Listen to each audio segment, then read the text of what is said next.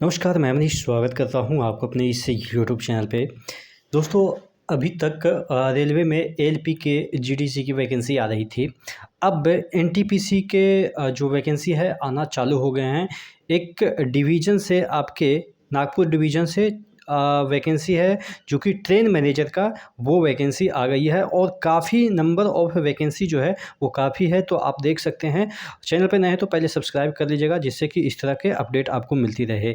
यहाँ पे मैं आपको बताऊँ कि ये दक्षिण पूर्व मध्य रेलवे की तरफ से नागपुर डिवीज़न की वैकेंसी है। हालाँकि सिर्फ़ और सिर्फ़ एक ही डिवीज़न के बच्चे इसमें एप्लीकेंट हो सकते हैं, यानी कि और भी डिवीज़न जो है आपके दक्षिण पूर्व मध्य रेलवे के, उनके लिए अलग से वैकेंसी आएगी। चूँकि अभी स्टार्ट हो गया है और भी जो ज़ोन है सभी के लिए अलग-अलग डिवीज़न के लिए अलग-अलग वैकेंसी आएगी। तो यहाँ पे देखिएगा 21 तारीख को ये वैकेंसी आई है, 25 तक आपको भरना है, यानी कि 25 जून तक आपको टाइम दिया गया है। और नंबर ऑफ़ वैकेंसी की हम बात करें तो ये आपके 393 यानी कि एप्रॉक्स आप मान के चलो कि 400 वैकेंसी सिर्फ़ और सिर्फ़ गुड्स गार्ड के, या जिसे हम ट्रेन मैनेजर के कह सकते हैं, सिर्फ़ एक डिवीज़न की है। उसी तरीके से अगर 5 डिवीज़न है तो 5 24 यानी कि 2000 वैकेंसी आपके सिर्फ़ और सिर्फ़ किसके हैं?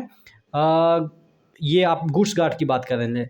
एनटीपीसी में सिर्फ़ एक डिपार्टमेंट है जिसे हम गुड्स गार्ड कह सकते हैं, स्टेशन मास्टर अलग हो गया या ट्रेन क्लर्क अलग हो गया। तो तमाम अगर वैकेंसी की बात करें तो सिर्फ़ और सिर्फ़ इस ज़ोन में तकरीबन 10,000 आपके किसके वैकेंसी हैं, या आप कह सकते हैं कि एनटीपीसी की वैकेंसी है। तो एनटीपीसी में सिर्फ़ एक डिपार्टमेंट यानी कि गुड्स गार्ड में अगर 400 वैकेंसी है, तो आप यकीन मानो कि अगर आप पढ़ाई जारी रखे हो तो आपके सिलेक्शन की उम्मीदें बढ़ जाती हैं। और इसमें जो है वो लेवल 1 से लेके लेवल 3 तक यहाँ पे देखिएगा, जो परसेंटेज ऑफ इसमें भी वैकेंसी को परसेंट में डिवाइड कर दिया गया है कि कौन से परसेंट कितने जो लोग हैं किस में आएंगे। यानी कि ग्रेड पे 4 के लिए 5% वैकेंसी है, ग्रेड पे 3 के लिए 10% वैकेंसी है, और ग्रेड पे 2 यहाँ पे स्विचमैन, लेमैन, ये सब जो है 1900 के लिए आपके 4500 और वैकेंसी है यहाँ पे देखिएगा।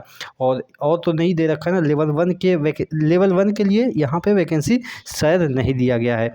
ठीक है, तो ध्यान रखिएगा कि कौन कौन से एलिजिबिलिटी क्राइटेरिया रखा गया है।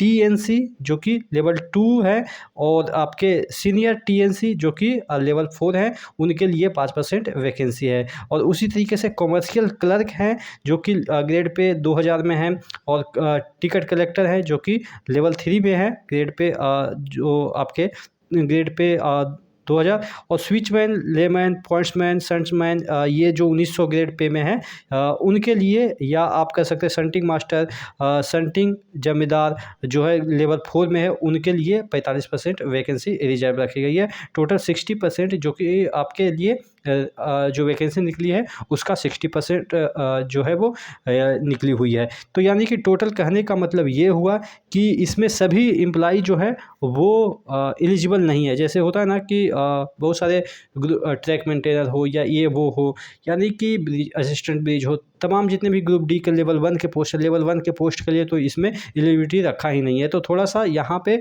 सोचनीय वाली स्थिति है। लेकिन यहाँ पे एलिजिबिलिटी शर्तें की बात करें तो इसमें भी आपको मिनिमम 3 साल का जो जॉब है वो होनी चाहिए। तो इसमें भी बहुत सारे बच्चे छट जाएंगे। यानी कि टोटल कहने का मतलब ये है कि जो एलिजिबल होंगे वो लगभग पास हो जाएंगे, लगभग क्या पास ही हो जाएंगे, क्योंकि 60% मार्क्स लाना अनिवार्य है। यहाँ पे दे रखा है कि आप अगर इसमें परीक्षा में बैठते हैं तो मिनिमम आपको जो 60%, अच्छा क्वेश्चन कितने होंगे यहाँ पे देख लेते हैं। 110 क्वेश्चन होंगे जिसमें कि 100 क्वेश्चन का ही आपको आंसर देना है। यानी कि होता है ना बहुकल्पीय प्रश्न जो होंगे उसमें 110 क्वेश्चन में 100 ही क्वेश्चन को आपको आंसर देना है, और 10 क्वेश्चन इग्नोर कर सकते हैं, छोड़ सकते हैं, आपको नहीं आ रहा है तो, और एक क्वेश्चन पे आपको नेगेटिव 1/3 मिलेगा। अब देख लेते हैं कि आपको 60% अगर अंक नहीं लाते हैं तो आपका काउंट ही नहीं होगा। ठीक है, पैनल में नाम ही नहीं आएगा। तो मिनिमम 60% मार्क्स आने ही चाहिए। बाकी चीज़ें जो चीज़ें है सिलेबस वगैरह एनेक्सर 1 में दे रखी है। जो आपकी परीक्षा की तिथि होगी वो 25/8/2024 यानी कि आपके अगस्त में ये एग्ज़ाम होगा। तो अब बात कर लेते हैं कि इसमें जो भी एलिजिबल हैं, ये जो भी एलिजिबल, चूँकि एलिजिबिलिटी क्राइटेरिया ही बहुत यहाँ पे सर्टेन रखा गया है कि कौन-कौन से लोग हैं जो अप्लाई कर सकते हैं, और जो लोग ग्रेड 2 में है, लेवल 2 में है, लेवल 4 में है, उसमें भी उनका मिनिमम 3 साल का जॉब एक्सपीरियंस होना चाहिए। तो इस वजह से बहुत सारे जो प्रमोशन लेके हाल ही फिलहाल में गए होंगे, वो इस फॉर्म को अप्लाई नहीं कर पाएँगे, जिससे कि उनके लिए थोड़ा-सा सेटबैक है। लेकिन कोई बात नहीं, जो बच्चे इसके लिए एलिजिबल है, आप यकीन मानो कि अगर आप 60% मार्क्स ले आते हो तो आपका 100% सिलेक्शन हो ही जाएगा। आशा करते हैं चीज़ें समझ में आई होगी। आप क्या सोचते हैं नीचे कमेंट बॉक्स में कमेंट करके ज़रूर बताइएगा। नेक्स्ट वीडियो में मिलते हैं, तब तक के लिए जय हिंद।